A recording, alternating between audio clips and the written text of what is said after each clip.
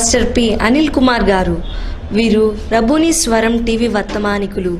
వీరు ఒంటరిగా అరణ్యంలోని కొండ ప్రాంతమునకు పోయి కొన్ని సంవత్సరముల నుండి ప్రాంతములో దేవునితో ఏకాంతంగా ప్రార్థనలో గడుపుచున్న దైవజనులు.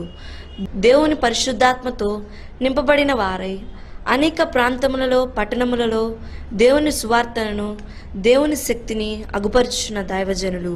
వీరి ప్రార్థన ద్వారా రోగులు బాగుపడుచున్నారు, దురాత్మ శక్తులు పారిపోచున్నవి, సమస్యల నుండి విడిపించబడుచున్నారు. ఈ పరిచర్యలో ఎన్నో అద్భుతాలు, ఆశ్చర్యకార్యాలు, స్వస్థతలు జరుగుచున్నవి. పాస్టర్ పి అనిల్ కుమార్ గారు ప్రతి ఒక్కరి సమస్యల కొరకు వ్యక్తిగతంగా భారముతో ప్రత్యేకంగా ప్రార్థించున్న దైవజనులు.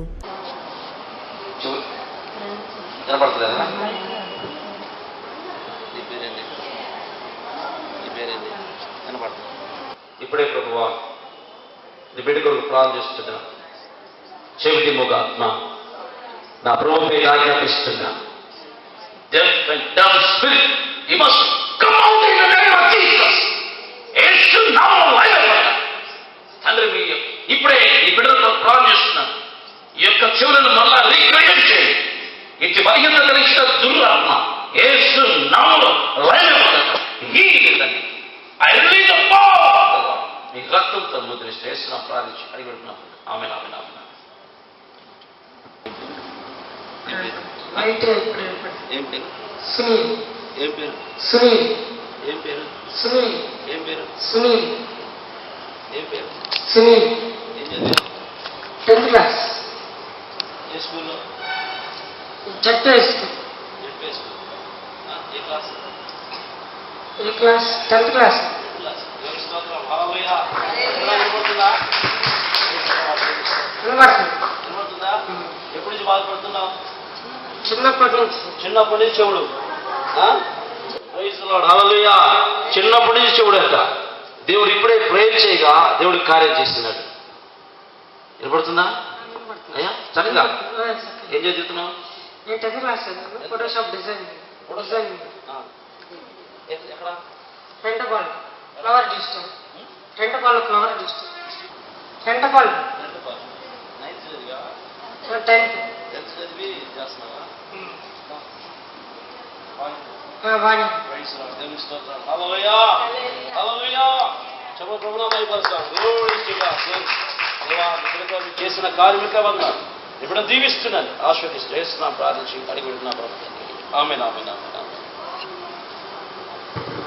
ప్రియ దేవుని బిడ్డ, చిన్ననాటి నుండి తనకి వినపడటం లేదు. ఇప్పుడు ప్రేయర్ చేయగా దేవుడు అద్భుతముగా తన చెవులు ఓపెన్ చేస్తున్నాడు. నా ప్రభుకే మహిమ కలుగునుగాక. ఇంతకు ఎవరిని ఎక్కువ ప్రేమించాడు దేవుడు? ఎవరిని ప్రేమించాడు దేవుడమ్మా ఎక్కువగా? యేసేను కాదు, నిన్ను నన్నే. దేవునికి మహిమ కలుగునుగాక. తన కుమారుడు కంటేను నిన్ను నన్ను ఎక్కువగా ప్రేమించాడు. ఎవరు మనం? వారసులమా? దత్తపుత్రులు. దత్తపుత్ర ఆత్మ పొందుకున్న వాళ్ళు అనగా ఇంకా చెప్పాలంటే మనల్ని దత్తకు తీసుకున్న వాళ్ళ కోసము తన కుమారుని బలియాగం చేశాడు. దేవునికి మహిమ కలుగునుగాక. హల్లెలూయా. మనం అట్లా చేస్తామా?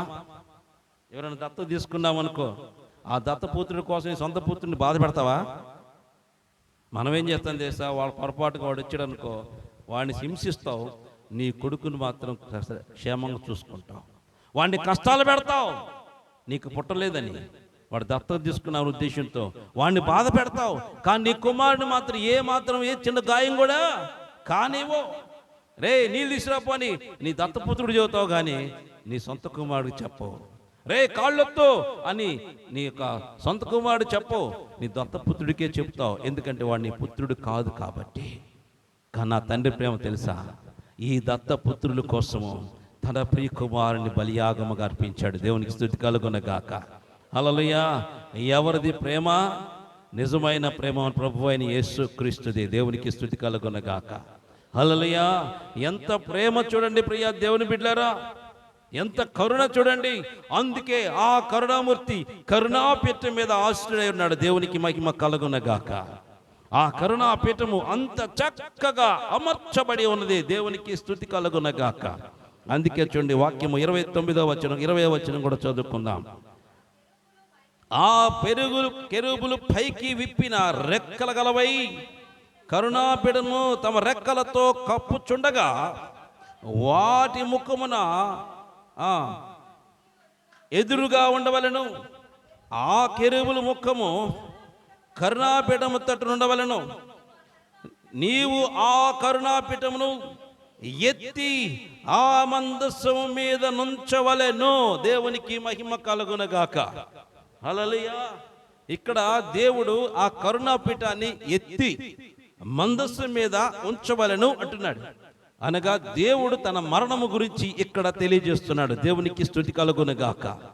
ఆయన చెక్కబడుతున్నట్టుగా ఆయన లోకము కొరకు పాపిగా మారుతున్న విధానము అన్ని చూపిస్తూ ఇక్కడ ఆ కరుణాపీఠాన్ని తయారు చేసి దాన్ని వెత్తి మందసం మీద పెట్టాలి.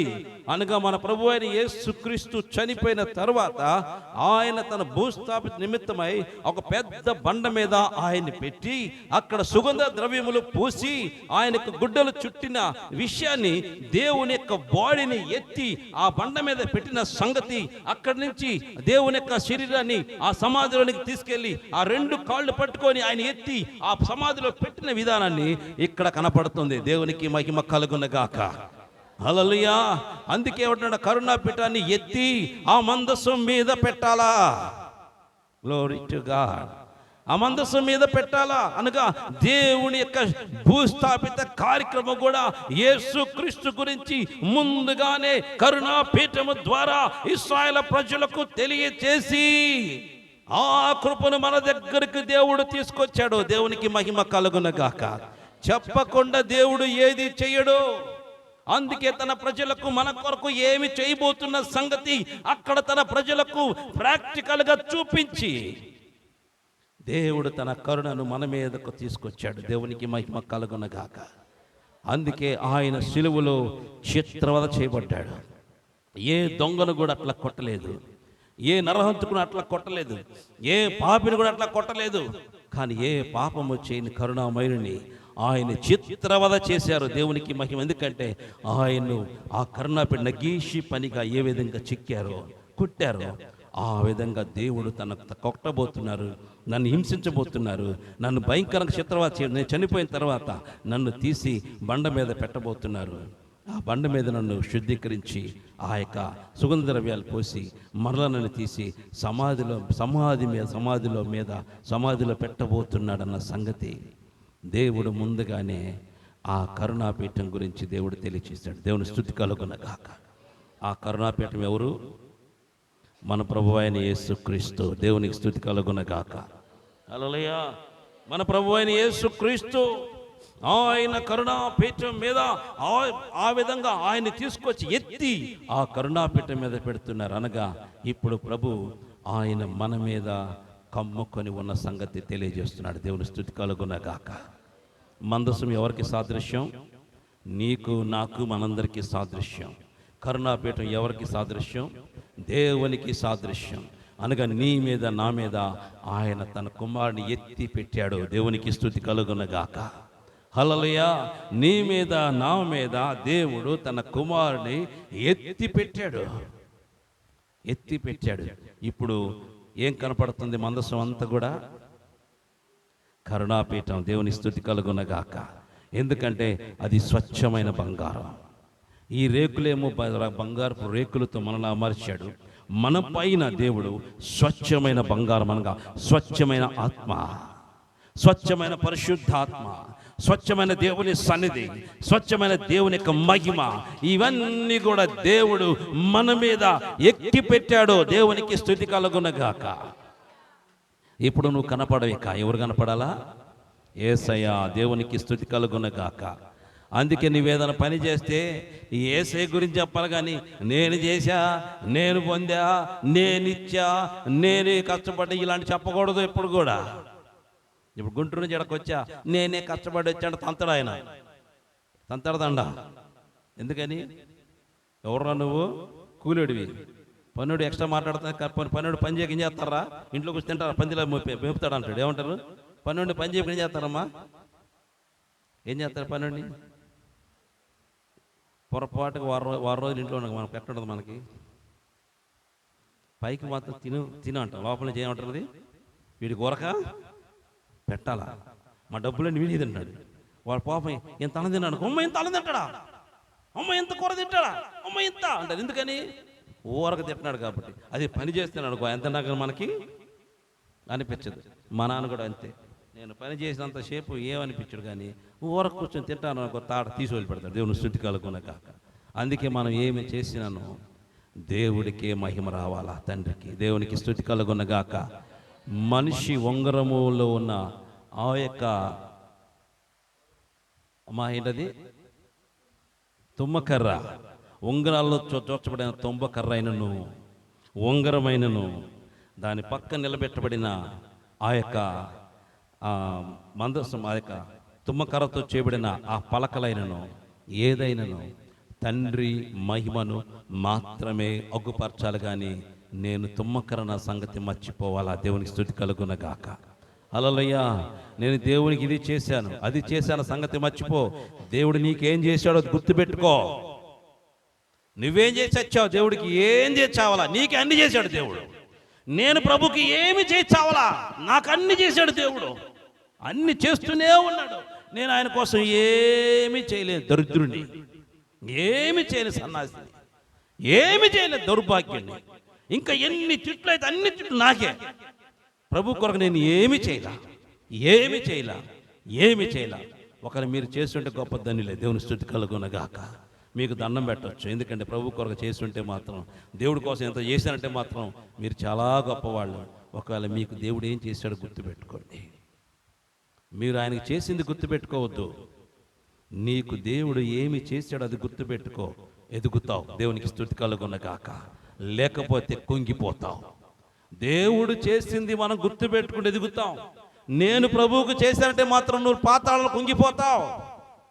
సేవకుడైనను విశ్వాసులైనను ఎవరైనను నేను ప్రభువు కొరకు ఇది చేశానని చెబితే వాడు పాతాళంలో కుంగిపోతాడు, పైకి రాడికి వాడు ఎవడు పైకి రాడు.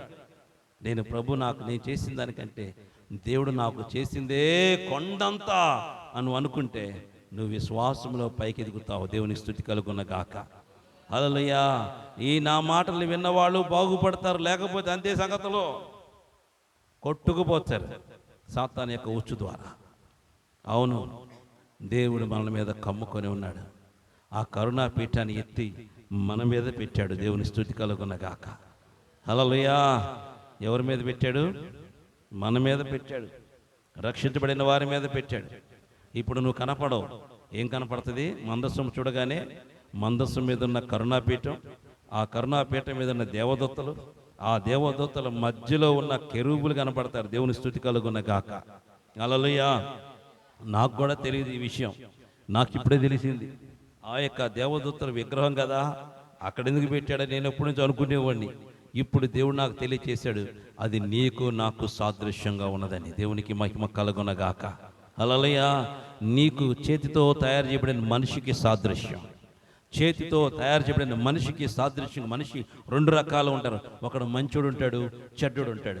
అందుకే సిలువలో ఒకడు మంచోడు ఉన్నాడు, ఒకడు చెడ్డోడు ఉన్నాడు. ఇద్దరు మంచోళ్ళ, ఇద్దరు చెడ్డోళ్ళే. కానీ అప్పుడప్పుడు తన మనస్సును మార్చుకున్న కారణాన అతడు మంచోడయ్యాడు. దేవునికి మహిమ కలుగున గాక. ప్రభువు అన్న సంగతి గ్రహించాడు కాబట్టి మంచోడయ్యాడు. ఇతడు నిజముగా దేవుని కుమారన్న సంగతి గ్రహించాడు. ఎందుకంటే మనిషికి ఎంత ఓపిక, ఎంత సహనం మానవులకి ఉండదో అన్న సంగతి అతడు గ్రహించాడు. ఎందుకంటే రక్తము కారిపోతూ చిత్ర వధ చేయబడుతూ ఏ మాత్రము ఇంత రక్తం కూడా లేకుండా శరీరం మొత్తం ఒలుస్తుంటే నోరు విప్పకుండా మౌనముగా ఉండే వ్యక్తి ఎవరైనా ప్రపంచంలో ఉంటారా? ఎవరు ఉండరు. అది నా ప్రభు అయిన యేసుక్రీస్తు మాత్రమే. దేవునికి స్తుతి కలుగున గాక. అందుకే ఆయన ఏమన్నాడు తెలుసా? వధకు తేబడిన గొర్రె పిల్ల వలె మౌనముగా ఉండిపోయాడు. మౌనముగా ఉండిపోయాడు, నోరు విప్పలేదు. కొడుతున్న వారికి వీపును అప్పగించాడు, గుద్దుతున్న వారికి ముఖాన్ని అప్పగించాడు, ఉమ్ము వేస్తున్న వారికి ముఖం ఇచ్చాడు. ఊసుకో. మౌనముగా మౌనముగా మౌనముగా. గొర్రె పిల్ల ఏ విధంగా అది దాని కుతి మీద కత్తి పెట్టినాను, అది మౌనంగా చూస్తూ ఉంటుంది, కానీ జాలిగా చూసింది. కానీ నేను చచ్చిపోతున్నాను, నేను పారిపోతాను, దాని కాళ్ళు ఎరగొడతాను, కాళ్ళతో పరిగెత్తుతాము లేకపోతే చేద్దాము అని ఆలోచన దానికి రాదు. మౌనంగా చూస్తూ ఉంటుంది. అదేవిధంగా నా ప్రభు అయిన యేసుక్రీస్తు సిలువలో మౌనముగా ఉండిపోయినాడు. దేవునికి మహిమ కలుగునగాక. హల్లెలూయా. ఆయన మౌనంగా ఉండిపోయినాడు, నోరు విప్పలేదు. అది చూచిన ఆ యొక్క దొంగ, ఇతడు నిజంగానే మనిషి కాదైనా దేవుడే కాబట్టి ఇంత మౌనంగా ఉండగలిగాడు. మనుషులు ఇంత మౌనంగా ఉండరు. ఇంత చిత్రవద చేస్తుంటే ఒక్క మాట కూడా విప్పకుండా, నోరు విప్పకుండా ఏ విధంగా మౌనంగా ఉండాలని గ్రహించగలిగాడు ఆ దొంగ. అందుకే అతడు రక్షించబడ్డాడు. దేవునికి స్తుతి కలుగునగాక. నీవు కూడా ఆ విధంగా మార్పు చెందితే నా దేవుడు నిన్ను మార్చివేస్తాడు. నా తండ్రి నిన్ను పరిశుద్ధపరుస్తాడు. నా తండ్రి నిన్ను పరిశుద్ధిగా మార్చేస్తాడు. నిన్నెట్టి పరిస్థితుల్లో నిన్ను విడిచిపెట్టడు.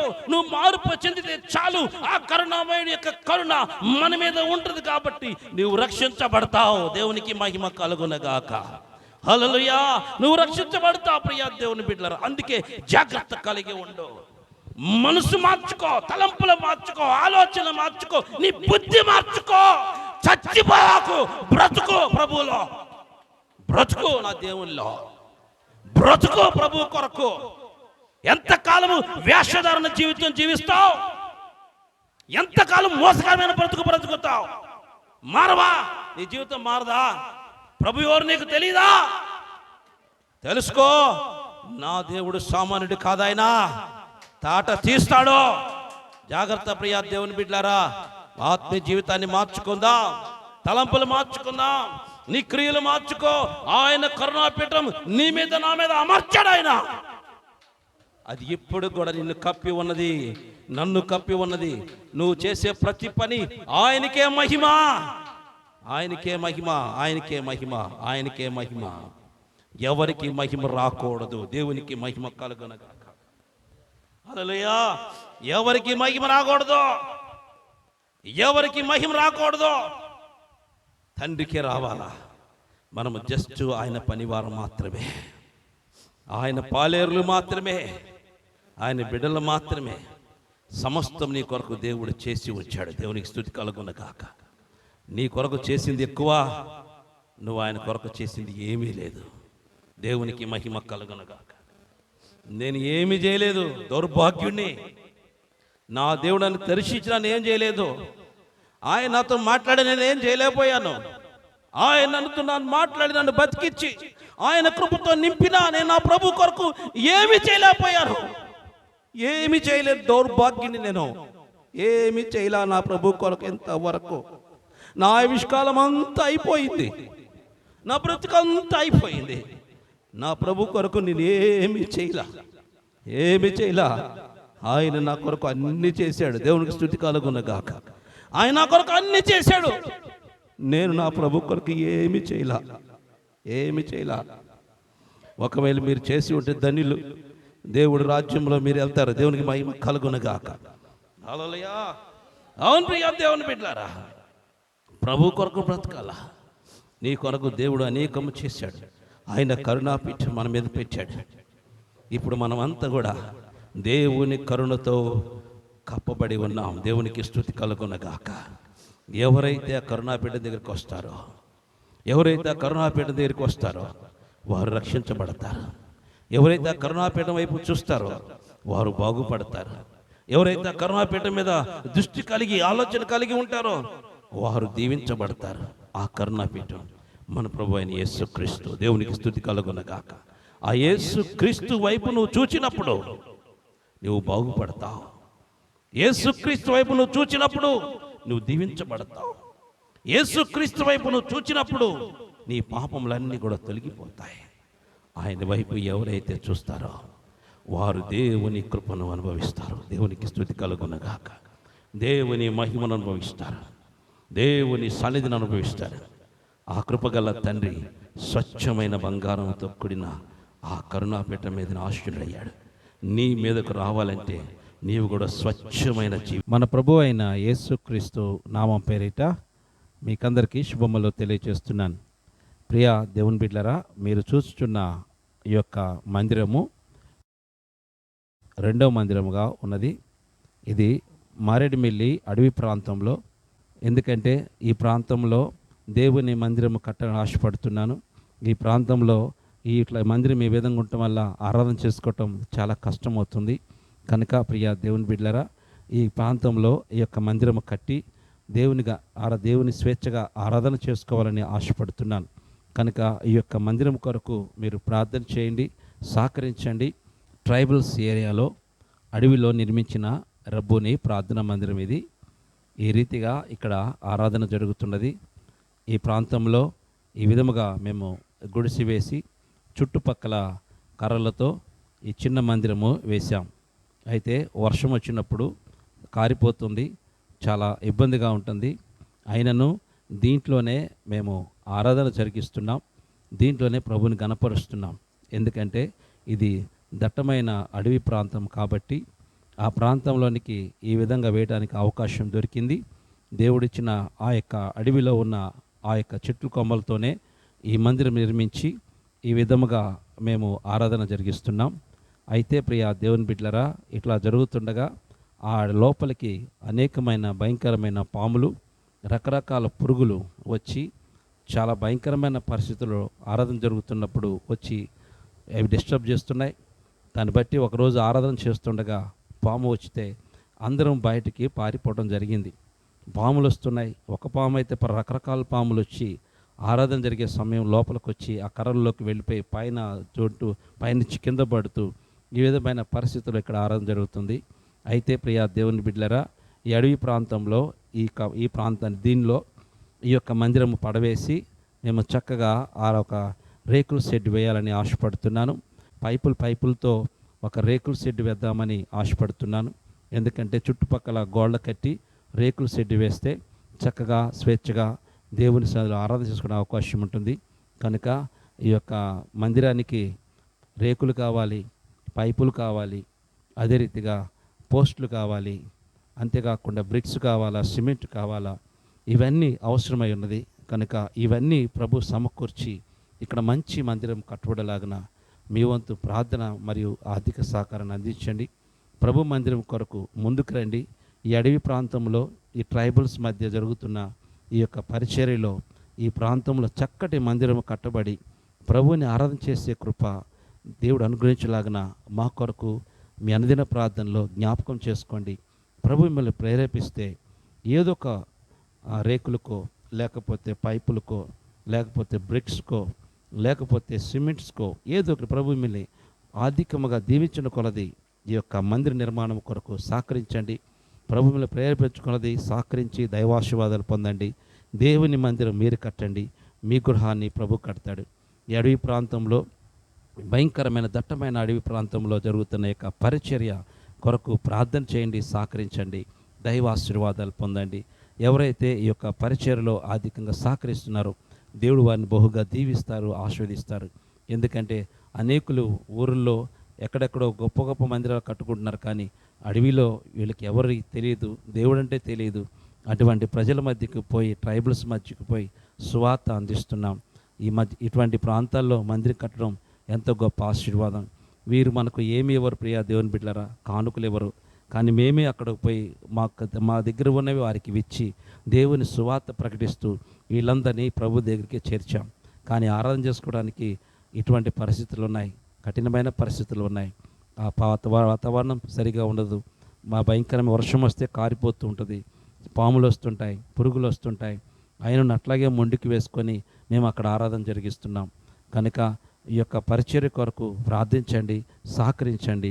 ప్రభు మిమ్మల్ని ప్రేరేపించడం కొలది ఆర్థికంగా ఈ యొక్క మందిర నిర్మాణ నిమిత్తమై సహకరించి దైవాశీర్వాదాలు పొందండి. దేవుడు మిమ్మలను మీ కుటుంబాలను మెండుగా దీవించి ఆశీర్వదించును గాక. Praise the Lord. God bless you. మీరు చూసిన ఈ యొక్క వీడియోస్ నల్లమల అడవి ప్రాంతంలో చర్చుల మధ్య జరుగుతున్న పరిచర్య, ఆ ప్రాంతాలకు పోయి అక్కడ నివసిస్తున్న చర్చులకు దేవుని సువార్త అందించడానికి మేము వెళుతున్నాం. అక్కడ ఆ ప్రాంతంలో బహు భయంకరమైన ప్రాంతం, దారి లేదు, రోడ్స్ కూడా సరిగా లేవు, భయంకరమైన క్రూర జంతువులు తిరిగే ప్రాంతంలోకి వెళ్ళి అక్కడ నివసిస్తున్న చెంచులకు దేవుని సువార్త అందిస్తున్నాం. ప్రభు చెప్పినట్టుగా మీరు వెళ్ళి సర్వలోకానికి వెళ్ళి సర్వ సృష్టికి సువార్త ప్రకటించమని దేవుడు చెప్పిన ఆ నోటి ఆజ్ఞను బట్టి మేము ఈ పని చేస్తున్నాం. కనుక ఈ యొక్క మిషనరీ పనిలో మీరు కూడా మాతో పాటు సహకారం అందించవలసిందిగా కోరుచున్నాం.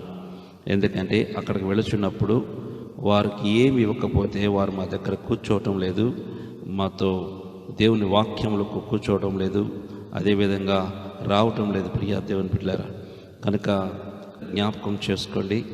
వారికి మేము వెళ్ళినప్పుడల్లా ఏదో ఒకటి వాళ్ళకి వస్త్రంగాను, లేకపోతే ఏదో ఒక తినే వస్తువులుగాను, లేకపోతే వారికి సరుకులు అట్లాగా ఇచ్చి ప్రతిసారి వారికి దేవునికి దగ్గర చేస్తున్నాం.